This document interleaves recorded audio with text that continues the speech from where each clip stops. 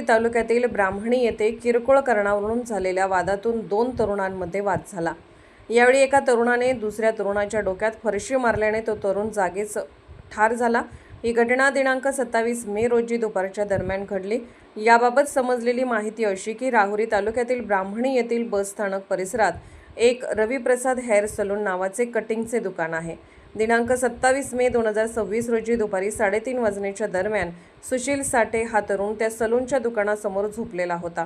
त्यावेळी सत्यवान भाऊसाहेब साठे हा तेथे आला। त्याला झाडू मारायचा असल्याने त्याने सुशील साठे याला झोपेतून उठवले। याचा राग आल्याने सुशील साठे याने तेथे पडलेली एक फरशी उचलून सत्यवान याच्या डोक्यात मारली। काही क्षणातच सत्यवान भाऊसाहेब साठे वय 25 वर्ष हा कोसळून खाली पडला आणि जागीच ठार झाला। परिसरातील काही लोकांनी सत्यवान याला तातडीने खाजगी वाहनातून राहुरी येथील एका खाजगी रुग्णालयात दाखल केले।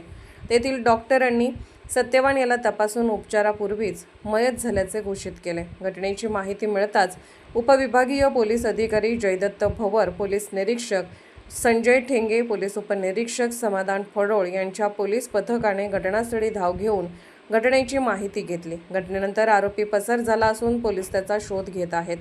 घटनेनंतर मयत सत्यवान याच्या नातेवाईकांनी राहुरी पोलीस ठाण्याच्या आवारात मोठी गर्दी केली होती। रात्री उशिरापर्यंत गुन्हा दाखल करण्याचे काम सुरू होते।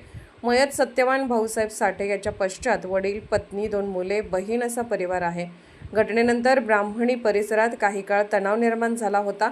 स्थानिक गुन्हे अन्वेषण विभाग पथकातील पोलीस उपनिरीक्षक संदीप मुरकुटे, पोलीस कॉन्स्टेबल भगवान थोरात, विशाल तनपुरे, चालक महादेव भांड हे आरोपीचा शोध घेत आहेत। दीपक साळवेसह योगेश पवार, न्यूज 14 राहुरी।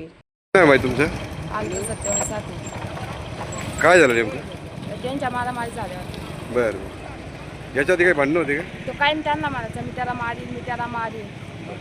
पण मी असं म्हणायचे जाऊ तिच्या सॉरी झाला असं, पण तो कायमच माझा मी त्याला मारणार बरं, आहे। आता काही तक्रार आहे तुमची? मग मला जसं माझ्या नवऱ्याला लागतं तसंच मला पण याचं लागलं।